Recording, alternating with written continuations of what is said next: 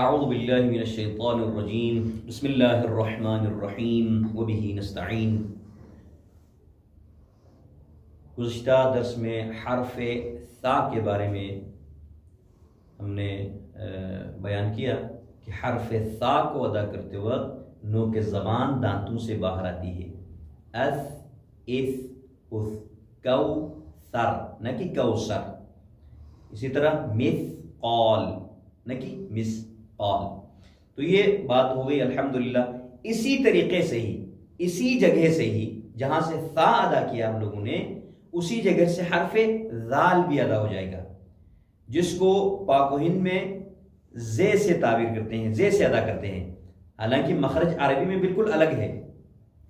جہاں سے ثا ادا کیا ہے اسی جگہ سے ہی حرف ذال بھی ادا ہوگا۔ از، اذ، اذ۔ اب پاکستان میں کیا پڑھتے ہیں؟ از، از، از پڑھتے ہیں، پاکستان ہنود اور پاکستانی اور غیر عرب جتنے بھی ہیں۔ اب کچھ مثالیں ہیں، مثالیں میں جس طرح ثا کی مثالیں دیں کس طرح معنی بدل جاتا ہے، اسی طرح اس کی بھی کچھ مثالیں دیتا چلوں۔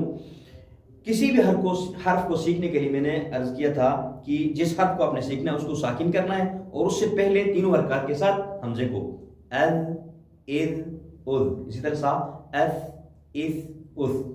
اب آتے ہیں کچھ مثالوں کی طرف۔ اعوذ، پہلا جو جملہ ہم ادا کرتے ہیں قرآن پڑھتے ہوئے یا کسی بھی چیز کو شروع کرنے سے پہلے، یہ جملہ ہی غلط پڑھتے ہیں، اعوذ پڑھتے ہیں، بالکل غلط ہے۔ اعوذ، نو کے زبان دانتوں سے بالکل باہر آتی ہے، اذ، اذ، اعوذ باللہ۔ اب اعوذ کا کیا معنی ہے؟ یعنی پناہ مانگتا ہوں میں، ٹھیک ہے نا؟ لیکن اس کا اعوذ پڑھیں گے تو اس کا معنی کیا ہوگا؟ کچھ اور معنی ہوتا ہے، یعنی ضرورت مند کے معنی میں یا کسی اور معنی میں چلا جاتا ہے۔ اسی طرح ذالک، الف لام میم، ذالک الکتاب نہ کہ ذالک، ذالک کا کہ کچھ اور معنی ہو جائے گا۔ اسی طرح اذهب، اذهب، قرآن میں زیادہ یہ استعمال ہوا اذهب، ٹھیک ہے نا؟ سو معنی چلے جاؤ، اذهب جاؤ، لیکن اذهب پڑھیں گے تو کچھ اور معنی ہو جائے گا۔ اسی طرح ایک لفظ ہے تکذبان، سورہ رحمان آپ سنتے رہتے ہو، فَبِأَيِّ آلَاءِ رَبِّكُمَا تُكَذِّبَانِ، بالکل دانتوں سے باہر آتی زبان، اذ، تکذبان، تکذبان یعنی تکذیب کے معنی میں، لیکن ابھی تکذبان پڑھیں گے یعنی تم جیت گئے یا فائدے میں رہو، اس معنی میں آتا ہے، بالکل معنی بدل جاتا ہے۔ اسی طرح وَاذْكُرُوا اللَّهَ، وَاذْكُرُوا اللَّهَ نہ کہ وَاذْكُرُوا اللَّهَ۔ اسی طرح ذِی الْقُرْبَى، ذِل نہ کہ ذل، ذِی الْقُرْبَى۔ اسی طرح یُذْہِبْکُم، یُذْہِبْکم۔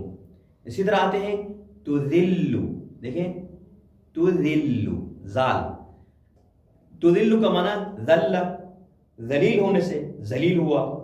اگر ہم تُذِلُّ پڑھیں گے، تُذِلُّ کا معنی ہے پھسل گیا، یعنی کتنا فرق آتا ہے اس میں بالکل۔ اگر آپ اس طرح قرآن پڑھیں گے تو انسان گناہگار ہو جاتا ہے، اور نماز پڑھیں گے تو نماز باطل ہو جاتی ہے۔ اب کچھ آیتیں میں پڑھتا ہوں۔ بسم اللہ الرحمن الرحیم، ہم نماز میں سورہ حمد پڑھتے ہیں، اس میں کیا ہے؟ صراط الذین۔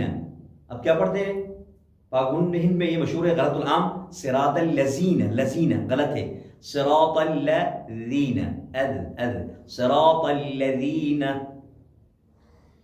اسی طرح ذالک الکتاب نہ کہ ذالک، ذالک الکتاب۔ اسی طرح ان الذین، ان الذین کفروا سواء علیہم اانذر، اانذرتم، اانذرتم ام لم تنذرهم، تنذر نہیں ہے، تنذرهم۔ اچھا، اس کے بعد ایک ہے یکذبون، جس طرح ہم تکذبان پڑھ لیا، یکذبون، جھوٹ کے معنی میں یہ بھی استعمال ہوتا ہے، لیکن اگر یکذبون ذات سے کریں گے تو یہ کیا ہوتا ہے؟ کچھ اور معنی، وہ کماتے ہیں، کمانے کے معنی میں چلا جائے گا، بالکل معنی بدل جاتا ہے۔ تو اس لیے بار بار ان حروف کی پریکٹس کی ضرورت ہے۔ ان دو حروف کو ادا کرتے وقت نو کے زبان دانتوں سے باہر آتی ہے۔ تو خداوند عالم سے دست بدعا ہے، خدا قرآن کو صحیح طریقے سے پڑھنے اس پر عمل کرنے کی خدا توفیق عطا فرمائے۔ وآخر دعوانا ان الحمد للہ۔